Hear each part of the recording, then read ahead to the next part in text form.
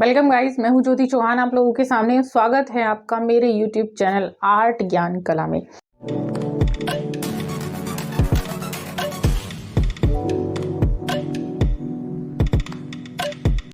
देखिएगा, मैं एक नई अपडेट के साथ आपके सामने हाजिर हुई हूँ और अपडेट एक बहुत ही अच्छी है, आप लोगों के लिए बहुत ही अच्छी एक न्यूज़ है। मैं ये कह सकती हूँ कि यहाँ पर जो आज चीज़ें मैं आपको बताने जा रही हूँ, तो हम देख सकते हैं। देखिए, मेरे सामने एक पेजेस खुला हुआ है। इस पेज में मैंने कुछ दिल्ली की वैकेंसी के बारे में बात की है, तो आज मैं दिल्ली की वैकेंसी के बारे में बात करूंगी। दिल्ली में क्या वैकेंसी है इस टाइम, तो बड़ी अपडेट क्या है।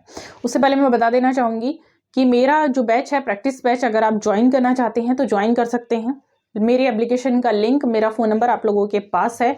बिहार के लिए जो टेट की जो परीक्षा है उसके लिए भी अगर आप लोग ज्वाइन करना चाहते हैं बैच को तो ज्वाइन कर सकते हैं। अभी मैं सेकंड आप लोगों की जो जैन है उससे मैं बैच स्टार्ट करने वाली हूँ। ठीक है, अब देखिएगा, मैं बात कर रही हूँ यहाँ से क्योंकि दिल्ली में आई है नर्सरी टीचर्स की वैकेंसी। एनटीटी की जो वैकेंसी है वो दिल्ली में आई हुई है। कौन कौन एलिजिबल है, कौन कौन इसमें अप्लाई कर सकता है, क्या एज क्राइटेरिया है, उसको हम जानेंगे इस नोटिफिकेशन के माध्यम से। फॉर्म फिलिंग होना कब से स्टार्ट है, तो देखिएगा, ये मेरे सामने है डीएसएसबी से जो वैकेंसीज आई हैं, और इसके लिए आपको यहाँ पर साइट दे रखा है आपके सामने।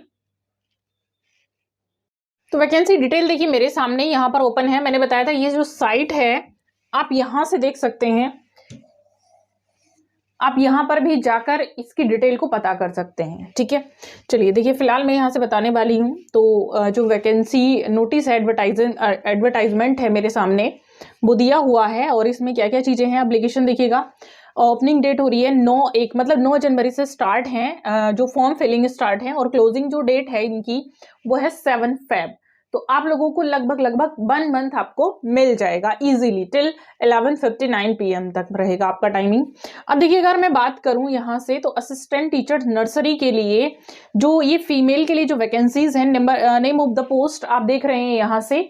तो इसमें जो डिपार्टमेंट है वो एमसीडी का है और पे लेवल 6 का है। 6 पे स्केल रहेगा। वैकेंसी है 512, 512 वैकेंसी है कुल मिलाकर। ओबीसी की जिसमें 341 है, एससी की उसमें 188 है, एसटी की 94 है, ईडब्ल्यूएस की 126 है। टोटल हुई आपकी 1261 वैकेंसी है। तो ये आप लोगों के लिए काफ़ी है और एक अच्छी अपॉर्चुनिटीज़ है उन लोगों के लिए जिन्होंने एनटीटी कर रखा है। एनटीटी मोस्टली लोग कर लेते हैं, बट एनटीटी में भी किस तरह का डिप्लोमा मान्य है वो मैं आज यहाँ पर आप लोगों के साथ शेयर करूंगी। शायद आपकी ये जो डिटेल में आज यहाँ पर बता रही हूँ, एडवर्टाइजमेंट जो मैं आपके साथ शेयर कर रही हूँ, ये आपके बहुत काम आ सकती है। देखिएगा, यहाँ पर मैं बात कर रही हूँ असिस्टेंट टीचर नर्सरी के लिए। तो यहाँ पर हमने फीमेल की बात की थी, यहाँ पर मैंने बात की थी असिस्टेंट टीचर नर्सरी की मैं बात कर रही हूँ। तो ये जो है आप देखेंगे यहाँ पर 81 पोस्ट है, 10 पोस्ट ओबीसी की है। यहाँ पर आपके सामने पोस्ट है, मैं आपके साथ शेयर कर दूंगी। ठीक है, तो ये सारी पोस्ट आप लोगों के सामने लिखी हुई हैं। अब देखिए, टोटल अगर मैं बात करती हूँ पोस्ट की तो 614 है, ये 377 है ओबीसी में। ठीक है, टोटल है 1455 पोस्ट। क्लियर है, चलिए हम बात कर लेते हैं। तो वो vacancies are tentative and based in input of the intending department bodies. Candidates must apply online through the website मैंने आपको बताई दी थी, ऑनलाइन इसमें फॉर्म फिलिंग होगा। द क्लोजिंग डेट मैंने ऊपर बता रखी है आप लोगों को कि 7 से स्टार्ट 7 फेब तक आप लोग कर सकते हैं। 9 जनवरी से फॉर्म फिलिंग स्टार्ट है, 7 फेब तक आप लोग इसमें फॉर्म फिल कर सकते हैं। तो आपके पास अच्छा खासा मौका है, और ये मौका मेरे ख्याल से जिन लोगों के पास ये अपॉर्चुनिटी है, डिग्री है, वो लोग इसमें अप्लाई कर सकते हैं। इसकी एज क्राइटेरिया क्या है वो भी मैं आप लोगों को बता देती हूँ, कैसे कैसे आपको फॉर्म फिल करना है। इंपॉर्टेंट नोटिस ये है, online application will be accepted. जो ऑनलाइन आप लोग फिल करेंगे फॉर्म, सिर्फ वही एक्सेप्टेड होगा। Applications received by post, by hand made mail ETC will not be accepted and will be summarily by rejected. तो जो आप ईमेल करके या बाई पोस्ट आप लोग सबमिट करेंगे वो रिजेक्ट कर दिया जाएगा। ठीक है, no correspondence will be entertained in this regard. तो ये आप लोगों के लिए सिर्फ वही वैलिड है जो आप ऑनलाइन इसमें रजिस्टर्ड करके फॉर्म फिल करेंगे। ठीक है, नेक्स्ट है देखिएगा, एडवर्टाइजमेंट नोटिस नंबर जो है यहाँ पर मैं बात कर रही हूँ। यहाँ तो वैकेंसी के बारे में हम लोग जान ही चुके थे। अब यहाँ से पोस्ट कोड नंबर, आपका vacancies, educational qualifications, essential desirable, experience require, वो सारी यहाँ पर पे स्केल, एज लिमिट, टीटीसी, सारी जो चीजें हैं वो नीचे दे रखी है, उसको देखकर ही आपको फिल करना है। तो सबसे पहले मैं बात कर लेती हूँ एजुकेशनल क्वालिफिकेशन की। तो क्वालिफिकेशन क्या है, ये suitable for PW, BLB, HH के लिए दे रखा है यहाँ पर, बट हम लोग जो बात करने वाले हैं वो नर्सरी के लिए बात करने वाले हैं, ठीक है।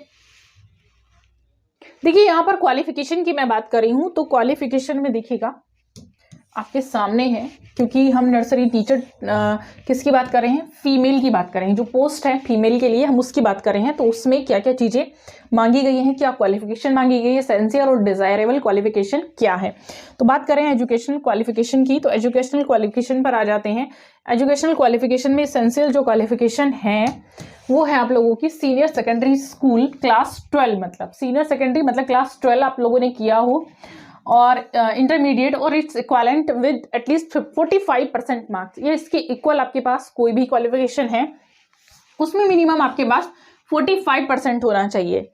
रिकॉग्नाइज बोर्ड यूनिवर्सिटी से रिकॉग्नाइज्ड होना चाहिए, चाहे किसी भी बोर्ड से, यूनिवर्सिटी से। सेकंड है इसमें diploma certificate in nursery teachers education programme of a duration of not less than 2 years, तो 2 साल से कम आपके पास वो डिप्लोमा नहीं होना चाहिए। एनटीटी में क्या है बेसिकली मैंने देखा हुआ है, क्योंकि एक बार मैं पहले भी ये वैकेंसी बता चुकी थी, जब इससे पहले लास्ट टाइम आई हुई थी, शायद ऑनलाइन नहीं बताया था, तो कुछ लोगों ने मुझसे पूछा था कि हमने 1 साल का कर रखा है, हमने 6 महीने का कर रखा है, इसीलिए मैंने बोला आज मैं उन लोगों को बताऊंगी कि किस ने कितने साल का कर रखा है और कौन कौन इसके लिए वैलिड रहेगा।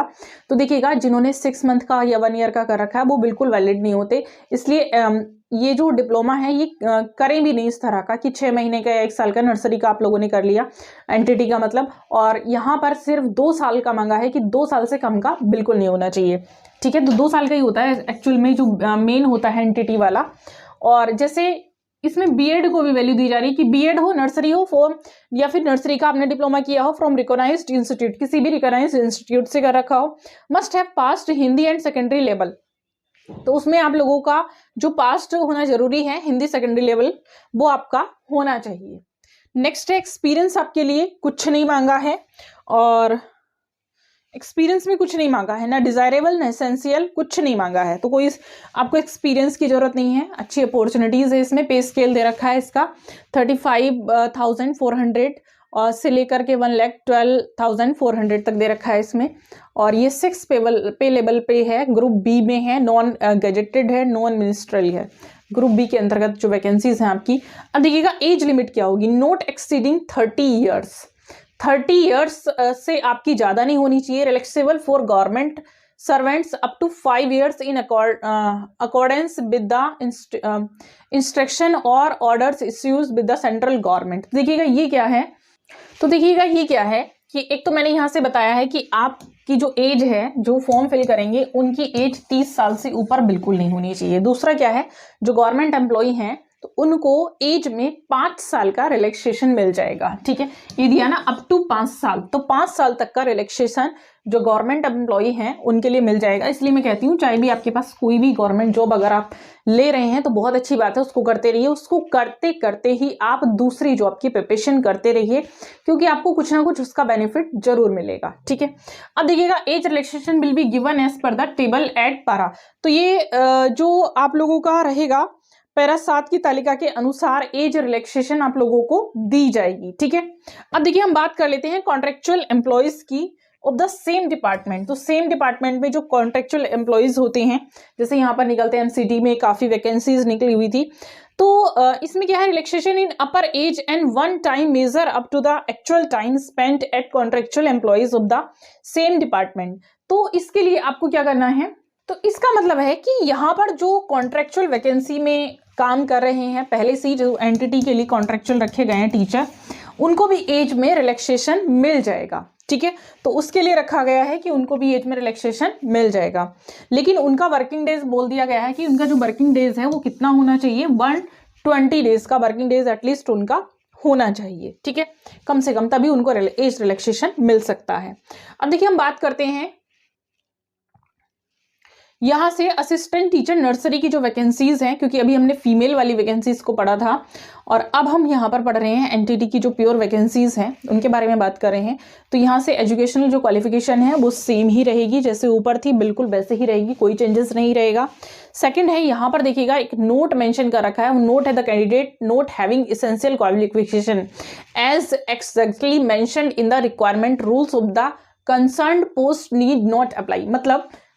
मतलब ये है कि जिन कैंडिडेट्स के पास इसेंशियल क्वालिफिकेशन जो मेंशन कर रखी है वो अगर नहीं है तो वो इसमें अप्लाई नहीं कर सकते हैं, ठीक है। नेक्स्ट है in persons of service OM number, इसमें दे रखा है dated 11/6/2019, one time age relaxation in upper age in applicable in case of contract guest teacher of director of education who have not availed the relaxation. अब देखिएगा ये क्या है यहाँ पर बोला गया, तो ये भाई आपका गेस्ट टीचर के लिए है, जो मैंने पीछे बताया था, जैसे जो वहां पर कॉन्ट्रेक्चुअल जो वैकेंसी में लगे हुए टीचर्स हैं उनके लिए छूट की बात की जा रही है। तो जिन्होंने छूट का लाभ नहीं उठाया है उनको यहाँ पर छूट का लाभ इजीली मिल जाएगा। डिजायरेबल कुछ नहीं है, एसेंशियल कुछ नहीं है, इसमें एक्सपीरियंस की बात की जा रही है। पे स्केल में आपको बता ही चुकी हूँ, सेम पे स्केल है, ग्रुप बी में आती है। एज लिमिट वही 30 से ऊपर आपका नहीं होना चाहिए, और रिलैक्सेशन जिस तरीके से मैंने अभी पीछे बताया था सेम वही रिलैक्सेशन है यहाँ पर भी। अब देखिए अगर हम बात कर लेते हैं आगे एजुकेशनल क्वालिफिकेशंस की, न्यू दिल्ली म्युनिसिपल काउंसिलिंग की, ये भी नर्सरी की ही बात की जा रही है, टीचर्स की। तो यहाँ पर जो सेम क्वालिफिकेशन है 45% मार्क्स के साथ, और एक्सपीरियंस कुछ नहीं है, ठीक है। एज भी वही है, सेम कैटेगरी इसमें आपकी दे रखी है, B and low vision LV के अंतर्गत आती है जो अभी हमने वैकेंसीज बताई हैं। और कैटेगरी बी जो ए कैटेगरी है वो ब्लाइंडनेस के अंतर्गत आएगी और लो विजन के अंतर्गत आएगी। कैटेगरी जो बी है डीफ यानी D and hard of hearings के अंतर्गत आएगी। कैटेगरी सी, क्योंकि अभी जो वैकेंसीज हम लोगों ने पढ़ी हैं वो कैटेगरीज वाइज पढ़ी हैं, और सी जो है वो लोकोमोटर डिसेबिलिटीज इंक्लूडिंग जैसे सर्ब्रल पॉल्सी है या लेप्रोसी कर्ड हैं, तो इस तरह से उनके अंतर्गत आएगी। नेक्स्ट है DW एसिड अटैक विक्टिम्स के अंतर्गत आएगी। कैटेगरी जो डी है वो ऑटिज्म इंटेलेक्चुअल डिसेबिलिटी के अंतर्गत आएगी, और जो इलनेस है वो इसमें कुछ है नहीं अभी। कैटेगरी जो ई है वो मल्टीपल डिसेबिलिटीज के अंतर्गत आएगी, और इसमें सारी कैटेगरीज दे रखी हैं, PDF आप लोगों को मिल जाएगा। एज एलिजिबिलिटी क्राइटेरिया तो मैंने दे रखा है, वो जो भारत का कैंडिडेट होना चाहिए, must be citizen of India, ये सारी चीज़ें वही हैं। हाउ टू अप्लाई इसमें दे रखा है, कैसे आपको अप्लाई करना है, और एलिजिबिलिटी मतलब वही है कि आपको ऑनलाइन ही इसमें अप्लाई करना होगा। इसके लिए सिलेबस की बात अगर मैं करूं तो यहाँ पर देखिएगा मैं यहाँ से बात कर रही हूँ कि जो टीचिंग एग्जाम है आप लोगों का टायर 1 टायर 2 इस तरीके से होगा। तो यहाँ पर फीमेल की मैं बात कर रही हूँ, जो भी हम लोगों ने फीमेल का बोला है, तो वो टायर 1 में आएगा, और ये 2 घंटे का आपका एग्जाम होगा। टोटल जो क्वेश्चंस रहेंगे वो 200 रहेंगे, मार्क्स भी कितने रहेंगे वो 200 रहेंगे, ठीक है। 200 क्वेश्चन जो आपके रहेंगे वो 200 मार्क्स के ही रहेंगे। 2 घंटे का टाइम रहेगा। यहाँ पर दे रखा है MCQ ऑफ 1 मार्क्स ईच, मतलब एक क्वेश्चन के लिए एक जो आंसर आप लोगों का रहेगा। जनरल अवेयरनेस मतलब जीके के क्वेश्चन आएंगे, general intelligence, reasoning ability, arithmetical, numerical, और test of Hindi language and comprehension, test of English language and comprehension इसका आएगा लैंग्वेज का। टोटल 100 मार्क्स का आएगा, और 20 मार्क्स ईच रहेंगे इनके लिए, 20 नंबर का रहेगा। तो ये इसी तरह से ये हो गए, कितने हो गए आपके 200 हो जाते हैं, ठीक है। सेक्शन बी जो है MCQ 1 marks each from subject concern, तो आप लोगों के सब्जेक्ट से भी आएगा। टीचिंग मैथोलॉजी जो रहती है आपकी वो भी आएगी, जैसे BLED की आती है, DED की आती है, NTT की आती है, और ये बाकी जो आपकी आती है इसके अंतर्गत रहेगा। इसमें कुल मिला के मैं आपको सीधी सी सिंपल सी लैंग्वेज में समझा देती हूँ। एक्चुअल में इसकी जो एलिजिबिलिटी होती है दिल्ली में, ये DSSP से वैकेंसीज मोस्टली मतलब एवरी ईयर आती हैं, जैसे हमेशा जो सारी वैकेंसीज आती हैं बिल्कुल इसी तरह से आती हैं आपकी NTT की वैकेंसी। तो इसमें कुल मिला के मैं बता देती हूँ, दिल्ली में आप ज़्यादातर वैकेंसी जो भी होती हैं उसमें 30 से ऊपर एज होती नहीं है, बहुत कम होती है, 30 से ऊपर मांग ले। तो एक तो एज का आपको ध्यान रखना है, 30 एज मांगी गई है आपकी, 30 से ऊपर नहीं होना चाहिए। वैकेंसी ठीक ठाक है, जो लोग एलिजिबल हैं वो लोग अप्लाई कर सकते हैं। इसका सिलेबस भी मैं आप लोगों को यहाँ पर डिटेल से समझा दूंगी। मेन बात की जा रही है यहाँ पर आप लोगों के पास 12th प्लस, यहाँ पर कोई भी डिप्लोमा, देखिए इसमें ग्रेजुएशन भी नहीं मांगा है, सिर्फ 12th मांगा गया है। तो 12th के साथ आपके पास एनटीटी का 2 इयर्स का डिप्लोमा होना बहुत ज़रूरी है, ठीक है। अगर ये आपके पास है तो आप एलिजिबल हैं इन वैकेंसी में अप्लाई करने के लिए। अगर ये है तो जल्दी से अप्लाई करिएगा। 9 जनवरी से फॉर्म फिलिंग होना स्टार्ट है, 7 फरवरी को एंड हो जाएगा, क्योंकि इसमें आपको पहले रजिस्ट्रेशन करना होगा, उसके बाद आप लोग इसमें अप्लाई कर सकते हैं। तो ये थी मेरी आज की इन्फॉर्मेशन। आपको कैसी लगी और सिलेबस अगर आप लोग मुझसे जानना चाहते हैं तो प्लीज़ कमेंट करेंगे। वीडियो को लाइक, शेयर एंड सब्सक्राइब